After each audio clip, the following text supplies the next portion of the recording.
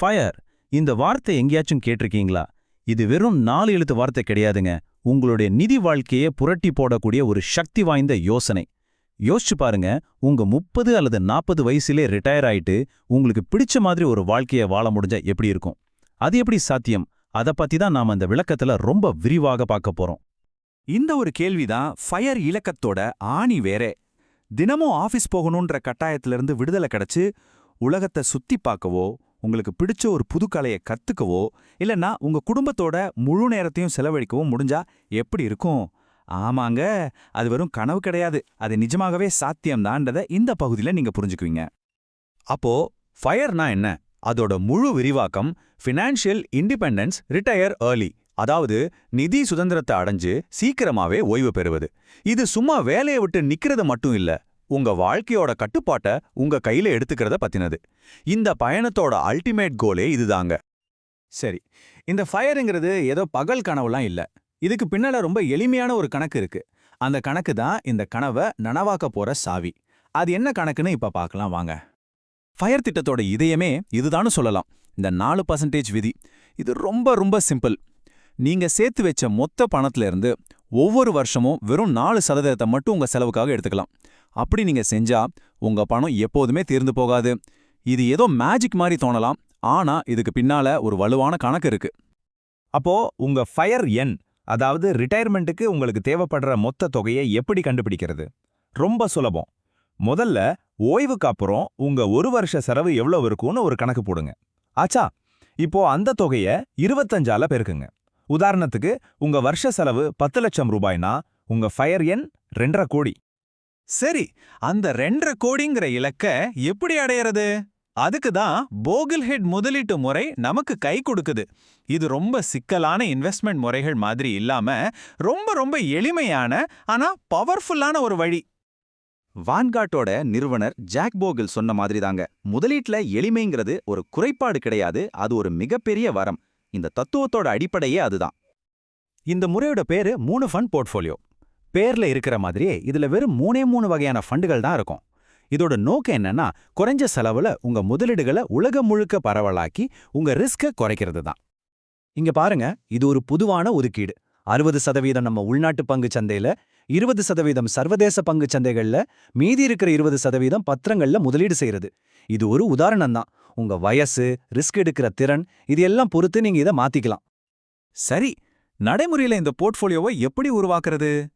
இங்க அமெரிக்க சந்தைக்கான சில ETF உதாரணங்கள் கொடுக்கப்பட்டிருக்கு. இதே மாதிரி நம்ம இந்திய சந்தையிலையும் நிஃப்டி 50 இண்டெக்ஸ் ஃபண்ட், சர்வதேச ஃபண்டுகள், அப்புறம் அரசு பத்திரங்களுக்கான ஃபண்டுகள் இருக்கு. உங்க நிதி ஆலோசகர்கிட்ட பேசி சரியான ஃபண்டுகளை தேர்ந்தெடுக்கிறதா புத்திசாலித்தனம். வாங்க அடுத்த பகுதிக்கு போகலாம். ஏன் இந்த எளிமையான அணுகுமுறை இவ்ளோ சிறப்பா வேலை செய்யுதுங்கிறதுக்கான காரணங்களை இப்ப நாம பார்க்கலாம். ஜாக் போகிலோட இந்த ஓமைய பாடுங்களேன். அடுத்த சூப்பர் ஸ்டார் பங்கு எதுன்னு கண்டுபிடிக்கிறது அது ஒரு பெரிய வைக்கோல் போர்ல தொலைஞ்சு போன ஊசியை தேடுறதுக்கு சமம். கஷ்டம். ஆனா இண்டெக்ஸ் ஃபண்ட்ல முதலீடு பண்றதுங்கிறது அந்த முழு வைக்கோல் போரையும் விலைக்கு வாங்குற மாதிரி. அப்போ அந்த ஊசி உறுதியா உங்களுக்கு கிடைச்சுமோ இல்லையா? பத்திரங்கள் ஏன் முக்கியம்னு இந்த வரைபடம் நமக்கு தெளிவா காட்டுது. நீங்க 100% பணத்தையும் பங்குகள்ல முதலீடு செஞ்சா உங்க முதலீடு ராக்கெட் வேகத்துல ஏறலாம், ஆனா அதே வேகத்துல சரியவும் வாய்ப்பு இருக்கு. பத்திரங்களை சேர்க்கறது உங்க பயணத்தை ஒரு ஸ்டெபிலைசர் மாதிரி சீரான வேகத்துல பாதுகாப்பா இலக்க நோக்கி கூட்டிட்டு போகும். உங்க எல்லா முட்டைகளையும் ஒரே கூடையில வைக்காதீங்கன்னு ஒரு பழமொழி சொல்வாங்க இல்லையா? அது மாதிரி தான் இதுவும். உங்க முதலீடுகளை ஒரே நாட்டு பொருளாதாரத்துல மட்டும் குவிக்காம சர்வதேச சந்தைகள்லையும் பிரிச்சு முதலீடு பண்றது உங்க ரிஸ்க குறைச்சு ஒரு நிலையான வளர்ச்சிக்கு வழிவகுக்கும். இப்ப நாம இறுதி பகுதிக்கு வந்துட்டோம். இந்த ஃபயர் கான்செப்ட உங்க சொந்த வாழ்க்கை முறைக்கு ஏத்த மாதிரி எப்படி வடிவமைக்கலாம்னு பார்க்கலாம் வாங்க. ஃபயர்ல பல வகைகள் இருக்கு. லீன் ஃபயர்னா வருஷத்துக்கு சுமார் 10-12 லட்சம் செலவுல ஒரு எளிமையான வாழ்க்கை வாழ்றது. அதுவே ஃபேட் ஃபயர்னா வருஷத்துக்கு 25 லட்சத்துக்கும் மேல செலவு செஞ்சு ஒரு ஆடம்பரமான ஓய்வு காலத்தை அனுபவிக்கிறது. நீங்க எந்த பாதியை தேர்ந்தெடுக்கிறீங்களோ அதுதான் உங்க இலக்க தீர்மானிக்கும். முழுசா ரிட்டையர் ஆக விரும்பாதவங்களுக்கு பேரிஸ்டா ஃபயர் மாதிரியான வழிகளும் இருக்கு.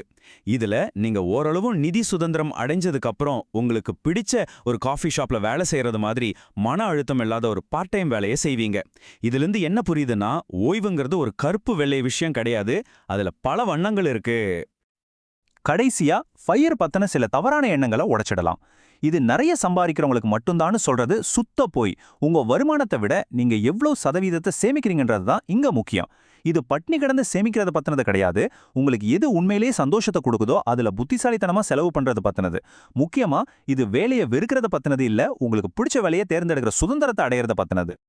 ஆக இந்த முழு விளக்கத்தோட மையக்கருத்து இதுதான். நம்மளோட இறுதி இலக்கு சும்மா ரிட்டையர் ஆகிறது கிடையாது, அது நிதி சுதந்திரத்தை அடையிறது. உங்களுக்கு எது அதிக சந்தோஷத்தை, அர்த்தத்தை, நிறைவு கொடுக்குமோ அந்த வாழ்க்கையை வாழ்றதுக்கான முழு சுதந்திரத்தை அடையிறது. இந்த விளக்கத்தோட இறுதியில உங்களுக்கான ஒரு கேள்வி. உங்களுடைய நிதி சுதந்திரம் பெற்ற வாழ்க்கை எப்படி இருக்கும்னு கற்பனை பண்ணி பாருங்க. நீங்க உலகத்தை சுத்தி வருவீங்களா, ஒரு புத்தகம் எழுதுவீங்களா, இல்ல உங்க குடும்பத்தோட இன்னும் அதிக நேரம் செலவிடுவீங்களா?